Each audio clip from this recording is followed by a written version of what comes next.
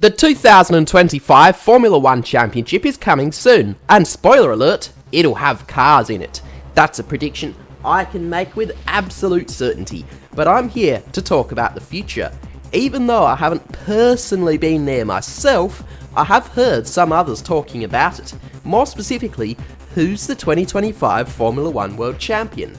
I'm going to cover the 4 teams that are heading for possible World Championship glory in what is going to be one of the most exciting championship battles in memory, with as many as 8 drivers and 4 constructors in the running.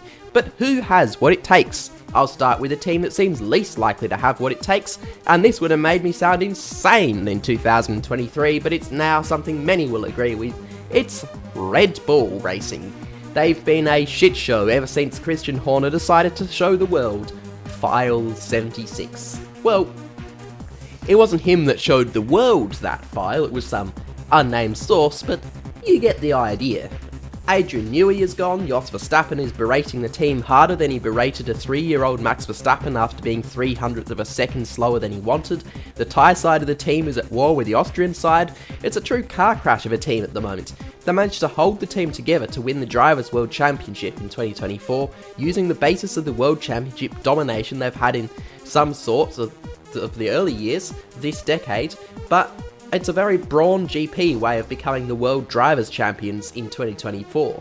And if 2024 was 2009, this makes 2025 2010 for that team. The car has only minor changes since last year, and it's been looking tricky to drive. Some are suggesting that this team is pretty much dead. Others are saying this is just a lapse in the team's long-term performance, and I think the second option is more likely. But whatever's going on, it's not a good look. Red Bull are truly a team on the way down at the moment, but that's not to say they'll be out of the running for the 2025 World Championship. They may be in disarray, but they have a strong starting point with a car that has dominated in the past, the current World Drivers' Champion, and a second driver who looks to be very promising. Red Bull is by no means a team that should be ignored this year, even if they have been looking to be on shaky ground. Mercedes, on the other hand, is a team where it's practically impossible to tell where they will be in 2025. Their struggles came about in 2022 when they went the wrong way with their aerodynamic concept and spent all year trying to work it out.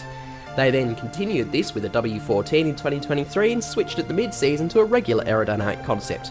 The theoretical performance of their zero-pod design is actually quite good, as it gave the floor both a top and a bottom surface to maximise pressure differential and therefore downforce, as well as providing cleaner flow to the rear beam wing.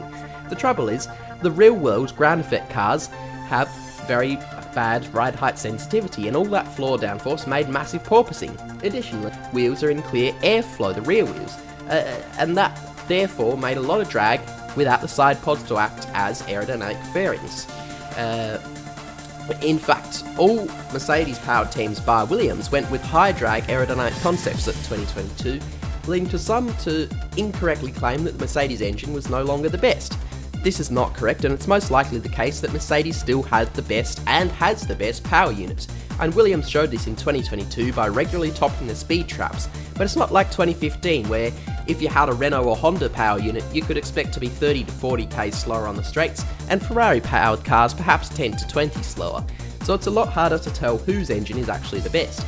In any case, this puts more focus on the chassis, and that's the part that Mercedes has struggled with since 2022, but they've had a couple of years now developing the more conventional aerodynamic concept of their car, and this will pay off with some more consistent results. But I don't think Mercedes will take the championship win in 2025. They're a team who has proven themselves to always focus on new upcoming technical regulations before they're implemented, and it's how they managed to master the 2014 rule changes with their brilliant engine and dominate the sport for so many years. Mercedes has their sights set on world domination, which is something that's been a common theme throughout that company's history, especially when there's an Austrian in charge. The driver lineup is interesting too, because George Russell is now the senior driver. He's proven himself to be solid but occasionally erratic, but his teammate is the one all eyes will be on. Andrea Antonelli has had a fantastic junior career. His F2 season wasn't great, but you've got to remember that he had never even driven in Formula 3 before, so he was coming from a 270 horsepower Formula 4 Plus type car into a 620 horsepower Formula 2 car. Most drivers on the F2 grid either had previous F2 experience or were coming from multiple years in a 380 horsepower Formula 3 car. I mean, seriously, I've driven a rental car with more horsepower than the Formula Regional European Series car Antonelli was driving in 2023. Of course, he did do a couple of GT3 races, but that's a heavy car with traction control and ABS.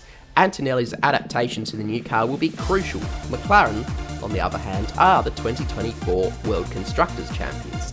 And that's something that if you told that to someone in 2016, they would have laughed at you. In fact, they would have laughed at you in 2023, even then, because McLaren failed to score a single point in the opening 2 rounds in 2023. And they were just generally slow. In fact, even in the first few rounds of 2024, you'd be laughed at because Verstappen dominated the first half of the championship. But after taking that win last year, it's clear that they are, of course, in a great position to take the Constructors and Drivers' Championship in 2025. They have a great driver lineup with Piastri and Norris both being fantastic drivers with a similar level of performance. And of course, Piastri's inexperience means he has more room for improvement in the future as he spends more and more years in Formula 1. Finally, we have Ferrari. They've got Charles Leclerc and Lewis Hamilton as their driver lineup. That is an amazing selection of drivers, something that really hadn't been seen in motorsport since perhaps Citroën in 2003 when they had Carlos Sainz, Colin McRae and Sebastian Loeb, whose co-driver was Monegasque, just like Charles Leclerc.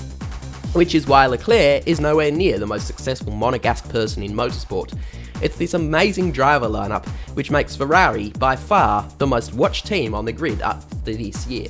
But it's Ferrari and McLaren who are in a bit of a pickle about 2026. It's most likely going to be a McLaren versus Ferrari battle for the championship this year, perhaps something that's the most traditional championship battle in all of F1 history, being the teams who are most likely to take the World Championship victory in 2025, though they're the teams with the biggest incentives to further develop their 2025 cars, even as their competitors develop 2026 challenges. This is a real headache for F1's traditional victors, as they have to balance 2 years against each other.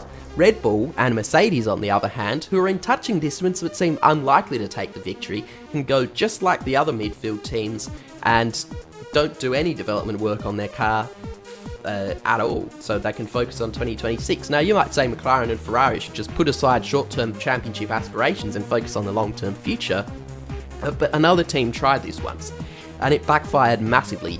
Think about 2008.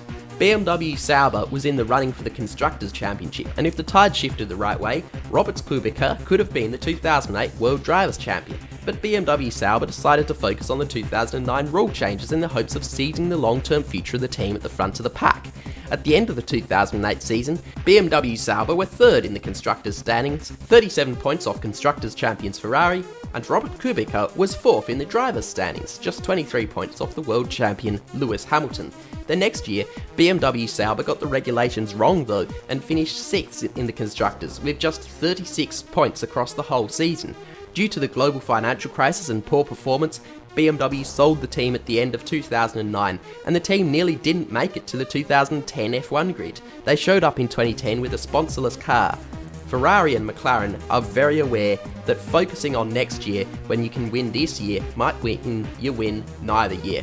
So they're in a sticky situation because there's also plenty of times championship winning teams ended up at the back of the pack after a rule change. So that's the 2025 championship battle sorted. You're probably wondering why I didn't give each team its own video, as I said before that the top teams would all get their own video, not one of all four.